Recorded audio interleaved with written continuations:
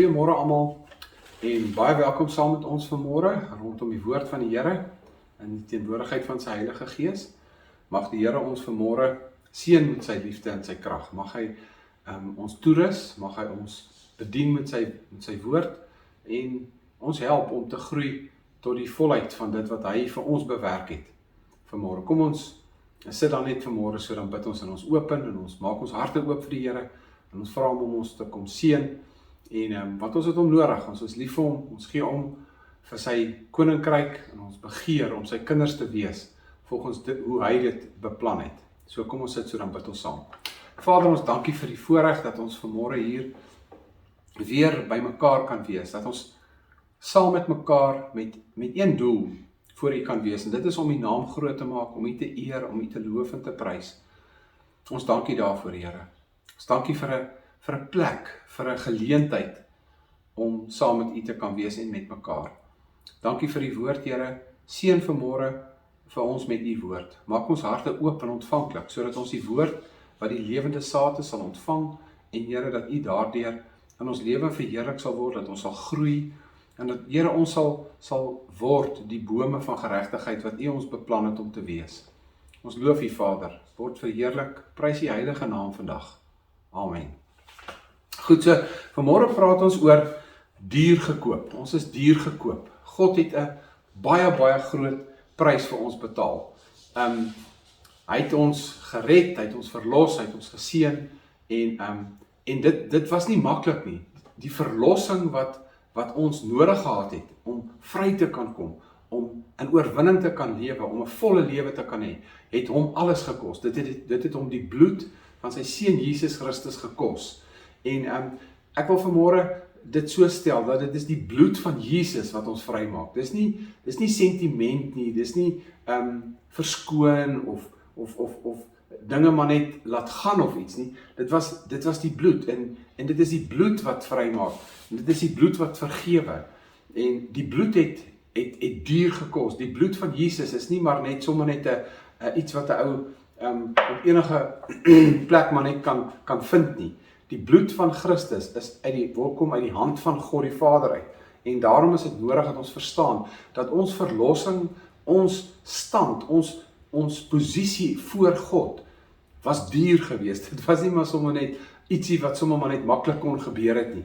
Dit het God alles gevat, alles wat hy gehad het, het hy gegee, sodat ek en jy verlos kan word, vry kan kom van sonde, en dat ons in oorwinning kan lewe, ten spyte ook van ons menslikheid hier op aarde in hierdie dispensasie, en God het voorsiening daarvoor ook gemaak. So dis waarna ons vanmôre gaan kyk. So ek lees vir ons vanmôre 2 versies om mee te begin.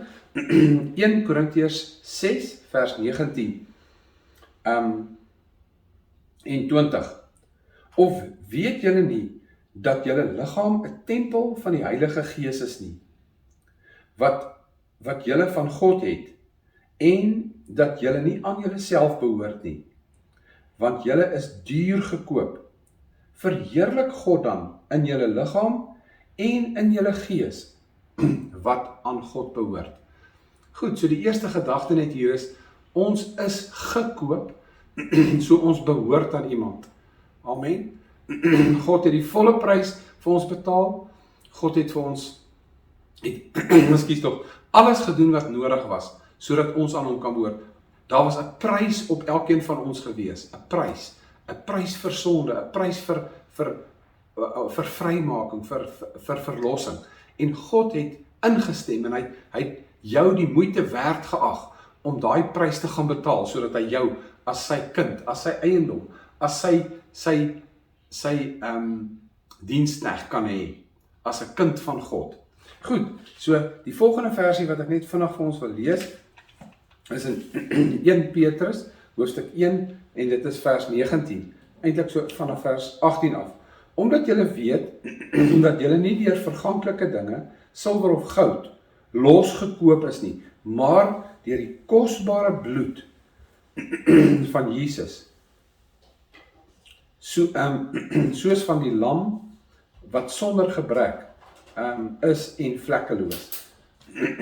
So ouens, ons is vrygekoop, losgekoop deur die bloed van Jesus. Amen. Wat 'n wonderlike voorreg en 'n eer is dit dan hier vandag, om te kan weet dat God die volle prys vir ons betaal het nie. So dit is die bloed wat ons vrymaak, ouens. En jy moet nou nie, ek wil spesifiek vanmôre fokus op die bloed. Ons vrymaking voor God is die bloed is nodig. Daar moet bloed toegepas word. En nou wil ek die volgende sê. Johannes 3 vers 8 vers 36 sê, as die Seun julle vrymaak, sal julle waarlik vry wees. Nou wil ek die volgende sê. Ons is duur gekoop. God het die volle prys vir jou betaal, sodat jy vry kan wees. Dat jy in vryheid voor God kan lewe. En dis oor hierdie vryheid in God, duur gekoop om vry te wees. En dis oor hierdie vryheid wat ons gepraat. Wat beteken vryheid? Wat beteken dit om vry voor God te wees? Dis belangrik om dit te weet. In Hebreërs 9 vers 22 sê die woord ook, en sonder die vergieting van bloed, vind daar geen vergifnis van sondes plaas nie. God verskoon nie ons sondes nie. God sê nie, ag, weet jy wat, dit was nou nie so erg nie, so kom ons los dit, of iets in daai lyn. God vergewe dit, elke liewe sondetjie, of ek nou steel, en of ek nou dink om te steel, is dieselfde, dit vat dieselfde bloed. Jesus moes dieselfde prys betaal, om iemand wat beplan om te steel, en iemand wat wel steel, vry te maak. It's amazing as ou so daaraan dink, dit het dieselfde bloed gekos. Jesus het nie gesê, ag, die ouens wat dit dink, en die ouens wat haat in hulle hart het, vir hulle gaan ek maar net sommer verskoon. Ek dink nie, ek hoef nie vir hulle te betaal nie. Hy het vir hulle dieselfde bloed laat vloei, as vir 'n ou wat fisies die daad gedoen het. Want dit is hoe streng God se reël is. En dit is hoe wonderlik sy vrymaking en sy verlossing is. Die bloed moet aangewend word. Dit moet toegepas word. Nou, hoe vind dit plaas? Hoe kry ek dit reg dat die bloed van Jesus wat gevloei het, eens vir almal, hoe kry ek daai bloed toegepas in my lewe? Hoe gebeur dit dat daai bloed vandag hier in my lewe toegepas is? En ek wil net iets sê vanmôre. Ek wil nie iemand se geloof of se wedergeboorte in twyfel trek of nie. So dis nie die argument nie. Dis nie die gedagte vanmôre nie. Die gedagte is, hoe lewe ek te midde van 'n krom en verdraaide geslag, te midde van my eie swakhede as mens, te midde van my eie versoekinge en beproewinge? Hoe kry ek dit reg om die regte pad te loop? Want tog wil God hê ons moet die regte pad loop. Dis nie 'n kwessie van, as jy nou 'n kind van die Here is, dan kan jy maar enige pad loop, maak nie saakie, somehow gaan alles maar net uitwerk nie. So asof ons optrede, ons gedrag, ons denke ensovoorts geen invloed op ons lewe het nie. So jy's gered en alles is dan daarmee, jy's nou fine, jy's nou niks wat jy doen kan enigstens 'n invloed op jou lewe hê nie. Dis 'n skerry gedagte daai, dis ongelukkig nie waar nie, of gelukkig nie waar nie, want ek en jy is vennote met God. Ons is deel van hierdie pad wat ons stap op hierdie aarde as mense wat heiliglik op die aarde lewe. Eendag in die hemel is dit 'n hele ander storie, maar heiliglik vandag is daar invloede, daar's cause en effect. Met ander woorde, wat ek doen het 'n gevolg. En die gevolge kan astronomies wees. Dit kan geweldig groot wees, soos ons uit die woord uit sal sien. Alright. So hoe pas ek die bloed toe in my lewe? Hoe pas ek dit toe? Die eerste ding is, wanneer daar, uit die aard van die saak, wanneer daar sonde is, wanneer daar sonde of ongeregtigheid of uitdagings of probleme is, dan kom die volgende 3 dinge in gedrang. Die eerste gedagte is berou. Baie mense vandag, jy weet, doen maar net dinge en dan hulle het geen berou daaroor nie. Hulle dink maar net, ag nee, ek sal dit maar net bely of ja, die Here is lief vir my en sy genade is genoeg, so ons kan maar net aangaan. Dis nie waar nie. Daar moet berou wees, daar moet belydenis wees en daar moet bekering wees, die 3 B's. Bely, berou, bely en bekeer. Dit moet daar wees. As ek iemand seer maak, sê nou maar, ek maak iemand seer, my vrou of my kind of iets, en ek sê, ag, moenie worry nie man, julle is fine. Dis, jy sien, daar's geen berou nie. As ek na iemand toe gaan, selfs in ons fisiese lewe werk dit so, hoeveel te meer nie met God ons Vader nie. As ek God se hart breek, as ek God seer maak, as ek teen hom gaan, as ek die Heilige Gees grief, as ek God vir my sê, moenie dit doen nie en ek doen dit, Hy praat met my, hy maak bemoeienis met my, hy kom na my toe, hy bedien my, en hy gee my woord, en hy stuur iemand oor my pad, en ek gaan en ek doen dit in elk geval. En weet julle ouens, dit klink dalk, baie mense sal sê, ek sal dit nooit doen nie. Weet wat, ons het almal die kapasiteit om van die wa af te val. Ons het almal die kapasiteit om 'n dom, stupid ding te doen, wat ons gedink het ons nooit sal doen nie. Petrus het vir ons 'n goeie voorbeeld gegee. Hy het Jesus 3 maal verloon, al het hy gedink, hy sal dit nooit doen nie. So, moenie dink dat jy nie die kapasiteit het om dit te doen nie. Dalk voel jy vandag, ek sal dit nooit doen nie. Maar weet jy wat, dis nie goed genoeg nie. Ons het almal die kapasiteit. So hier is die punt. Berou. Here, ek is jammer. Ek is so jammer. Daar's 'n berou in my hart.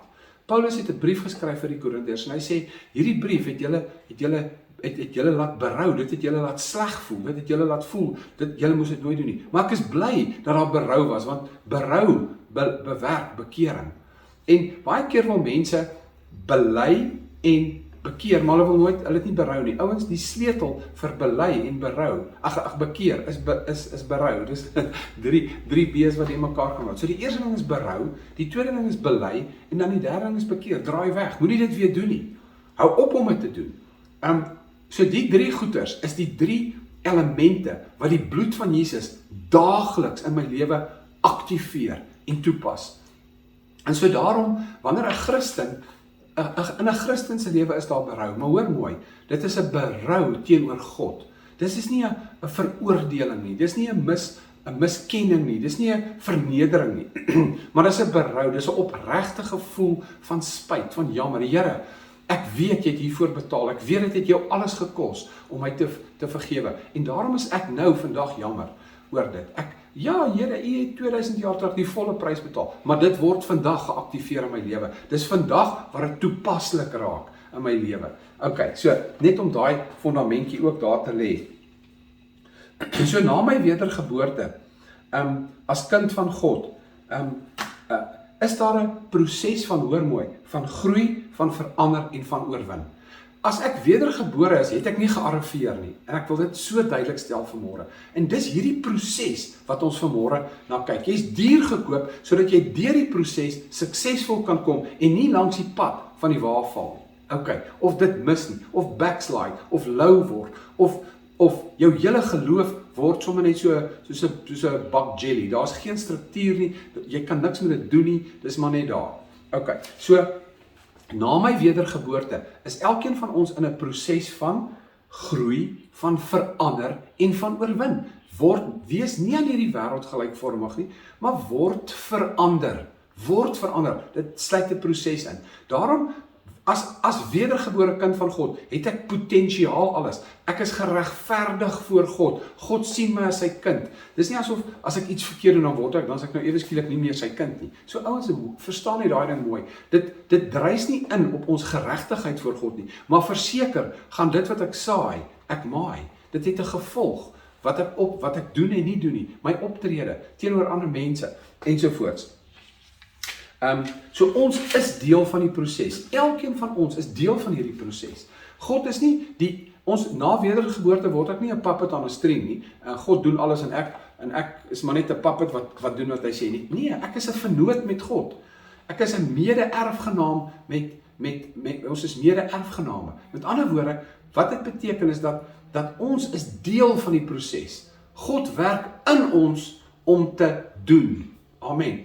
So ons moet doen, hy werk, dis 'n proses, ons is vennote, hy het 'n sekere werk om te doen, en ek het 'n sekere verantwoordelikheid om in hierdie wêreld deur te gaan. Ja, prys die Here, ons optrede, ons besluite en ons gedrag het versekerde invloed op ons lewe. Dit het 'n invloed op ons getuienis, dit het 'n invloed op ander mense se lewens. So dit het 'n groot invloed, so dis baie, baie belangrik. Ons kan nie maar net soos in blasei deur die lewe flout en maar net hoop op staat maak op die genade dat ek aan die ander kant gaan uitkom nie. Jy sien, ek het 'n deel om te doen, en dis hoekom jy duur gekoop is. God het voorsiening gemaak vir elke versoeking, vir elke beproewing, vir elke verandering wat moet plaasvind in jou en in my lewe. Goed, so ons lê net 'n lekker fundament.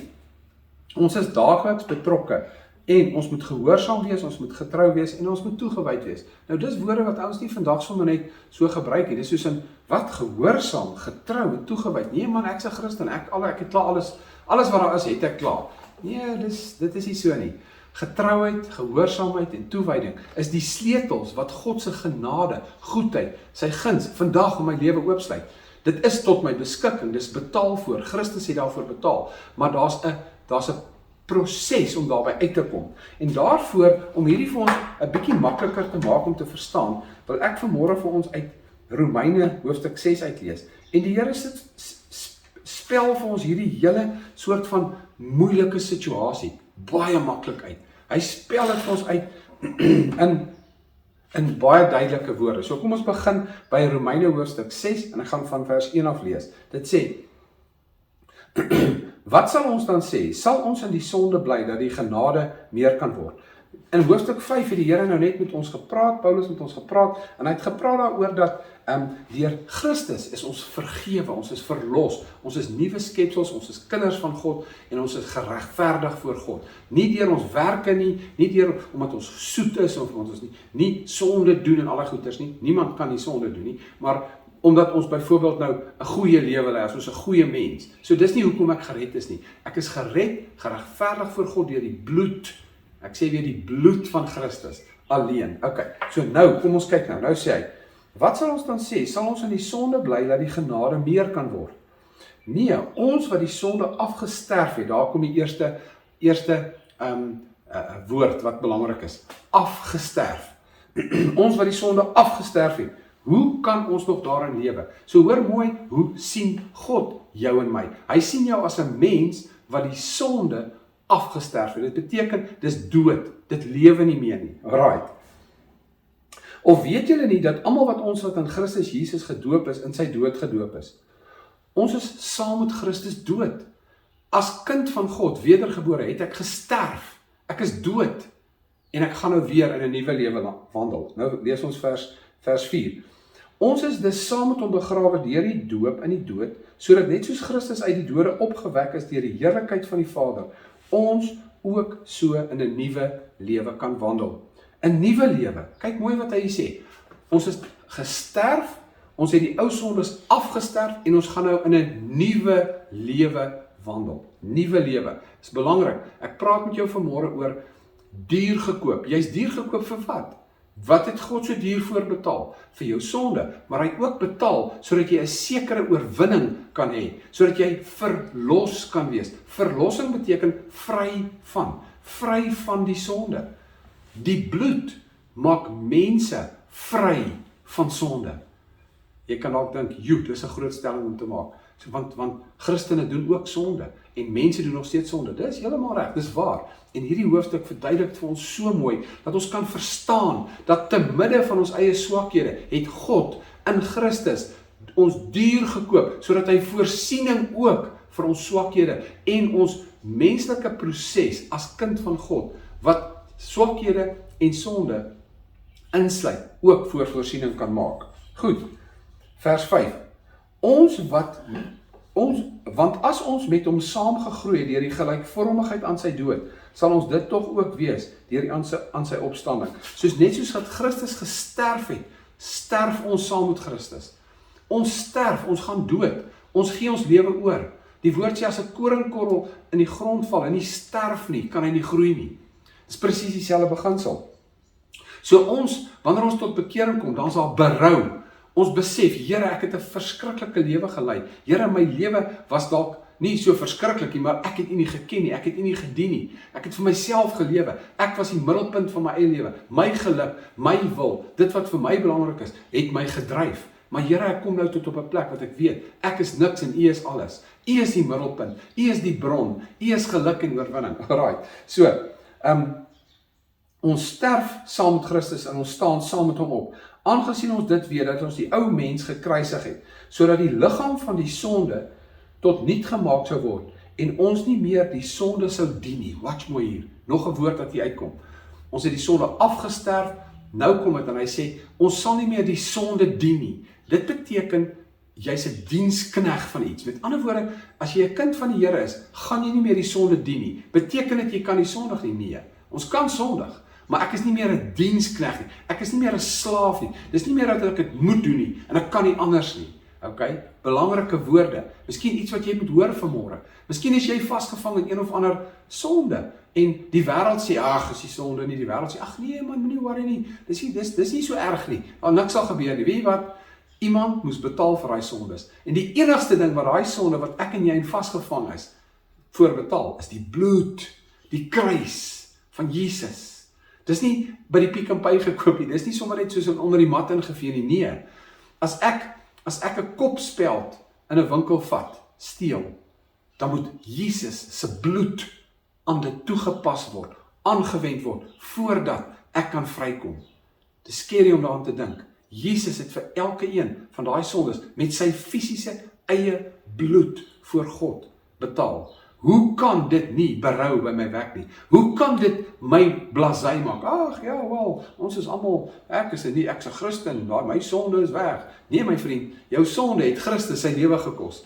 En as jy iemand anders kan sien sterf, die dood wat Jesus gesterf het en kan dink, ag ja, dis niks daai nie, dan is daar iets fout. Dan is daar iets ernstig fout met my.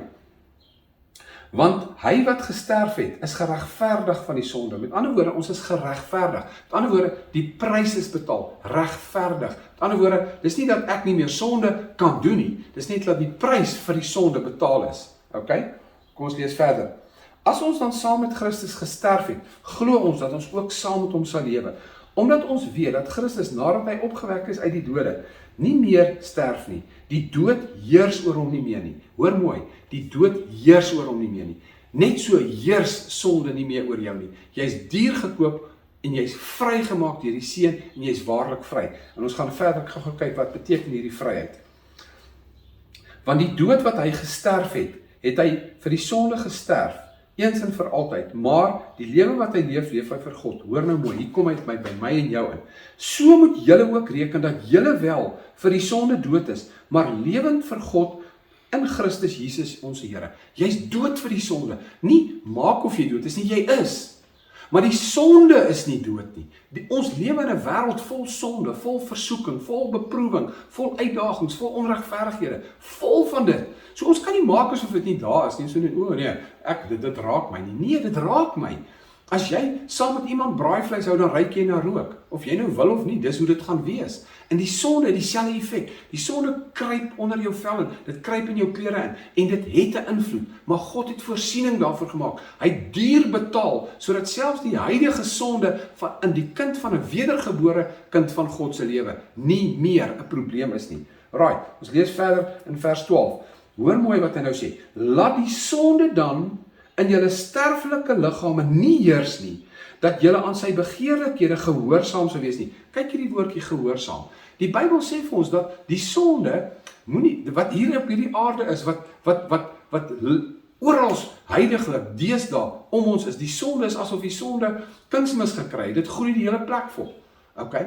En daarom sê hy, moenie laat hierdie sonde weer oor jou heers nie. Jy's vry van dit. Jy's vry van sonde. Jy hoef nie sonde te dien nie. Jy hoef nie 'n slaaf van sonde te wees nie. En dan noem ons dit kultuur en ons noem dit, ag, dis maar okay. Nee, jy's vry. Jesus het betaal dat jy vry kan wees. Dat as sonde aan die deur klop, hoef jy dit nie oop te maak nie. Jy hoef nie elke keer wat die sonde aan die deur klop, die deur oopmaak, sonde innooi en saam met die sonde te sit en vasgevang te word en oorgeheers te word nie. Luister wat sê vers 13.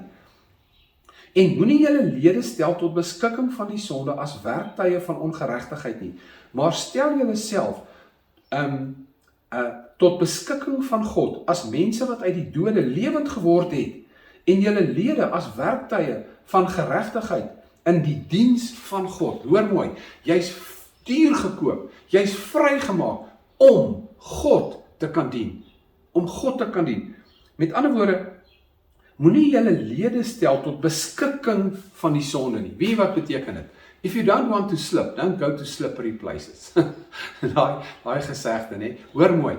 Jy moenie jou lede stel tot beskikking van sonde nie. Met ander woorde, Ek gaan dit so stel, ek weet dis 'n ou afgesaagde storieetjie. As jy 'n alkoholist is, kan jy nie in 'n drankwinkel werk nie. As jy 'n drankprobleem gehad het en God het jou vrygemaak en jy het oorwinning gekry goed, dan gaan dit mos nou baie onverantwoordelik wees om in 'n drankwinkel te gaan werk. Dit wat vir jou 'n swakheid is, gaan jy nou elke dag in die oë staar. Nou kan jy sê, ja, maar ek is nie vry nie. Weet jy wat? God het jou vrygemaak, maar het jou ook 'n gesonde verstand gegee. God has not given us a spirit of fear, but love, power and a sound mind. A sound mind, selfbeheersing. God het mos nou vir jou gesê, hey, daai ding is vir jou 'n probleem. Dis nie vir God 'n probleem nie, dis vir jou. En daarom het God jou 'n gesonde verstand gegee om te sê, weet jy wat? Moenie daar gaan nie. Gaan werk by die op 'n ander plek. Gaan werk by die Spur of een of ander plek wat kos verkoop. Moenie in 'n drankwinkel gaan werk nie, want dit is waar jy 'n swakheid het. Alraai. So dit is ook baie belangrik. Want die sonde sal oor julle nie heers nie, want julle is nie meer onder die wet nie, maar onder die genade. Met ander woorde, die sonde heers nie oor jou nie. Wat doen die sonde? Dit versoek jou, dit beproef jou, dit kom klop aan jou deur. As Christen, en weet jy wat, as ek dink, ag nee, wat sonde kan my niks maak nie, foutjie. Sonde het 'n verskriklike, verleidelike en 'n invloedryke invloed op mense se lewens. Die hoogste man en die hoogste vrou, as ek dit nou maar so kan stel, kan mislei en val in versoeking en beproewing. Enige iemand kan dit doen. Want die sonde sal oor julle nie heers nie. Wat sal ons dan sê? Sal ons die sonde dien, omdat ons nie meer onder die wet is nie, maar onder die genade? Weet julle dan nie, dat aan wie julle self, hoor mooi, julle self, as diensknegte tot beskikking stel om hom gehoorsaam te wees nie, julle diensknegte is van hom aan wie julle gehoorsaam is nie, of van die sonde tot die dood, of van die gehoorsaamheid tot die geregtigheid. 'n Kind van God kan homself tot beskikking van sonde stel en sonde doen, en die sonde bring nie dood voort, ouens. Amen. God het in Christus jou vrygekoop, vrygemaak, hy het die sonde afgesterf, sodat jy nie meer 'n slaaf van die sonde hoef te wees nie, sodat wanneer sonde aan jou deur klop, dan kan jy nee sê, en jy kan dan gaan sê, nee, ek gaan dit nie doen nie, ek is nie oop daarvoor nie, ek gaan dit nie doen nie. Goed, ek wil net 'n baie belangrike ding noem wat ek laasweek ook aangeraak het. Daar's 'n verskil tussen sonde en versoeking. En hoe ons hierdie twee goed hanteer, het 'n geweldige invloed op ons lewens. Hoor mooi, Jakobus hoofstuk 1 sê, salig is die man wat versoeking verdra. So versoeking moet verdra word. Jy kan nie versoeking ontduik nie, jy kan nie versoeking, met ander woorde, versoeking is soos die son. Die son skyn oral, daar's oral versoeking en beproewing. Jy kan nie dit ontduik nie, jy kan nie iewers in 'n glaskas gaan bly nie, want jy's die sout van die aarde en die lig van die wêreld. Jy's veronderstel om binne in die wêreld in te lewe. Die oomblik wat jy binne in die wêreld kom maar versoeking en beproewing en moeilike tye. Nou wat doen ek met dit? En ek wil spesifiek met versoeking praat. Versoeking is die voorloper van sonde. Versoeking is nie sonde nie. Jesus is versoek en hy het nie sonde gedoen nie. So hoor mooi, Jesus was versoek, maar wat het hy daarmee gedoen? Dis die punt. Hy het na sy binnekamer gegaan. Ons het dit laasweek gesien, Matteus 6. As jy bid, gaan na jou binnekamer, sluit die deur, en dit wat jy in die verborgenheid met jou Vader bespreek, sal in die openbaar vergeld word. Hier kom 'n baie belangrike beginsel. Versoekinge is eie aan die mens, eie aan die Christen, eie aan ons as kinders van God, maar God het in Christus jou duur gekoop, deur sy bloed het hy vir jou 'n binnekamer bewerk, waarna toe jy kan gaan, en waar jy kan gaan sit en met jou Vader kan praat en sê, Here, die duiwel klop om my deur, versoeking kom om my te verteer, versoeking lê voor my deur, Here, ek kry swaar, ek sukkel met hierdie versoeking. Weet jy wat? Dit wat jy in die verborgenheid doen, dit wat jy in die geheim voor God in jou binnekamer doen, raai wat gebeur? Hy sal jou in die openbaar, buitekant, daar buite, in die sonskyn, in die versoeking, hy sal jou 'n tafel voorberei in die aangesig van jou vyande. Hy gaan jou vergeld, hy gaan jou die oorwinning gee daar buite. Hoor mooi, as jy daai ding omruil, het jy moeilikheid. As jy versoeking in die openbaar wil oorwin, en dan dit in die geheim wil laat manifesteer, is dit 'n presiese teenoorgestelde manier van hoe God werk. God werk nie so nie. Ons kan nie daar buitekant gaan en vir mense vertel van ons versoeking. En ek het laasweek gesê, moet dit asseblief nie op Facebook sit nie, want dit help niks nie. Daar's niks fout met Facebook per se nie, maar dis nie hoe God dit werk nie. Jou versoekinge vat jy na die binnekamer toe. Jy praat nie met mense oor die algemeen. Daar kan 'n een of 2 persone in jou lewe wees wat jy vertrou, wat geestelik sterk is, wat saam met jou bid, sodat jy in die binnekamer kan oorwin. Dis reg en dis goed, maar hoor mooi.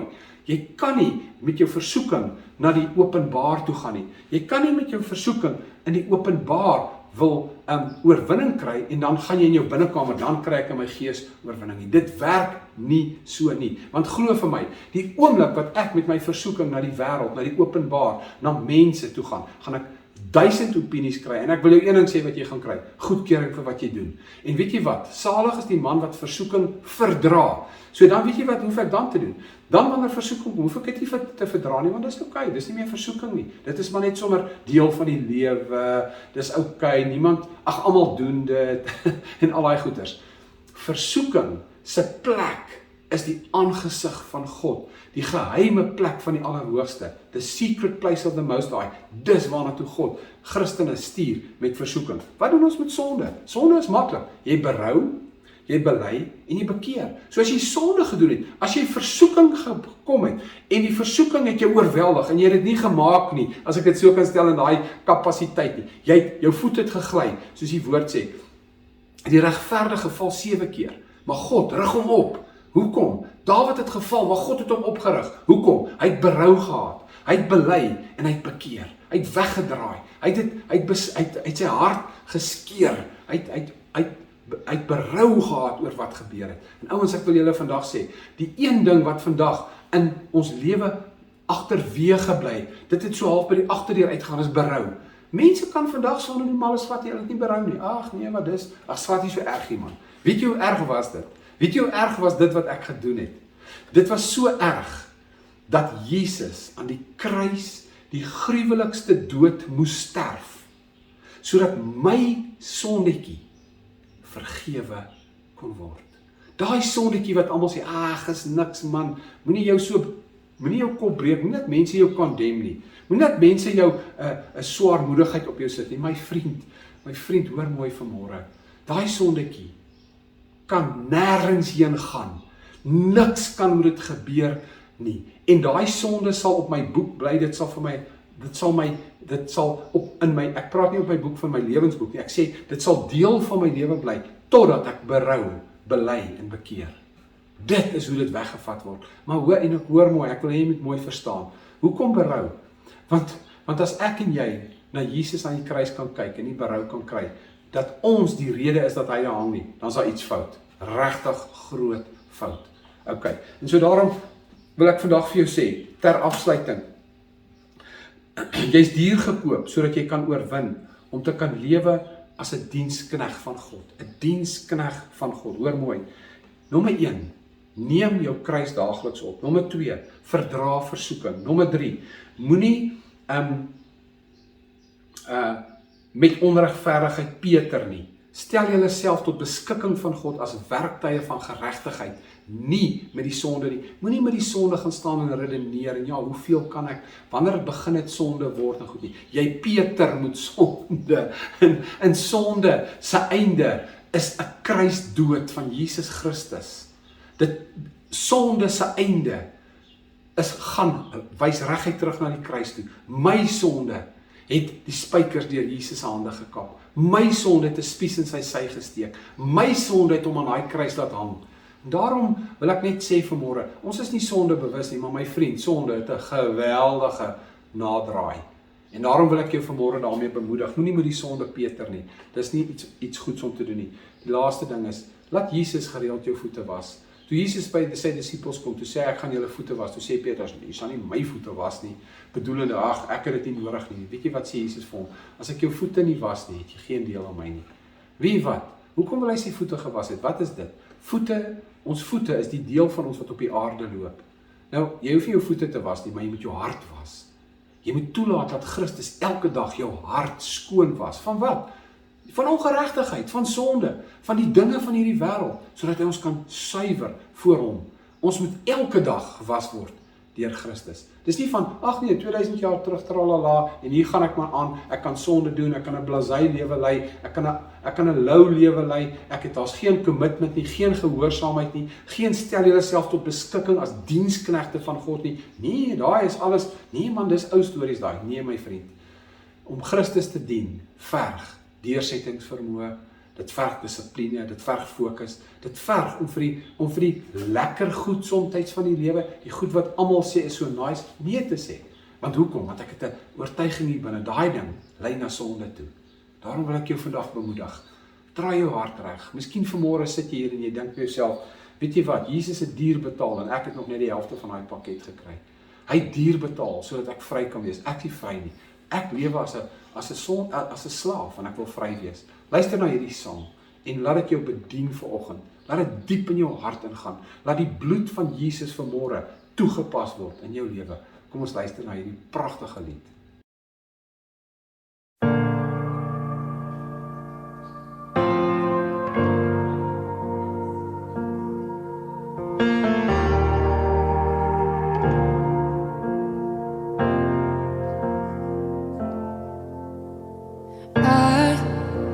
Was rich, I remember who I was. I was lost, I was blind, I was running out of time. Sin separated, the breach was far too wide. But from the far side of the chasm, you held me in your sight. So you made a way across the great divide, left behind heaven's throne to build it here inside. And there at the cross, you paid the debt I owe, broke my chains, freed my soul. For the first time I had hope. Thank you, Jesus, for the blood applied. Thank you, Jesus, it has washed me white. Thank you, Jesus, you have saved my life, brought me from the darkness into glorious light.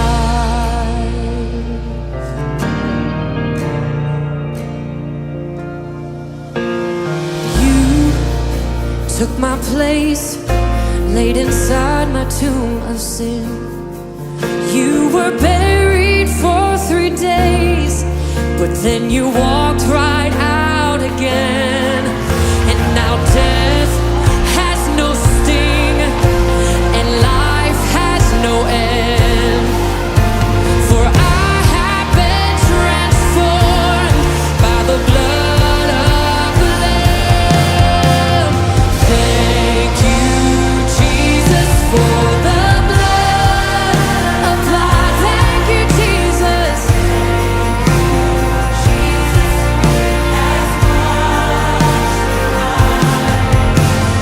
Thank you, Jesus, you have saved my life, brought me from the darkness into glorious light. There is nothing stronger than the wonder-working power of the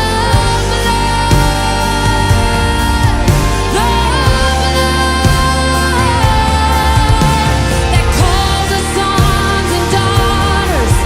We are ransomed by our Father through the blood.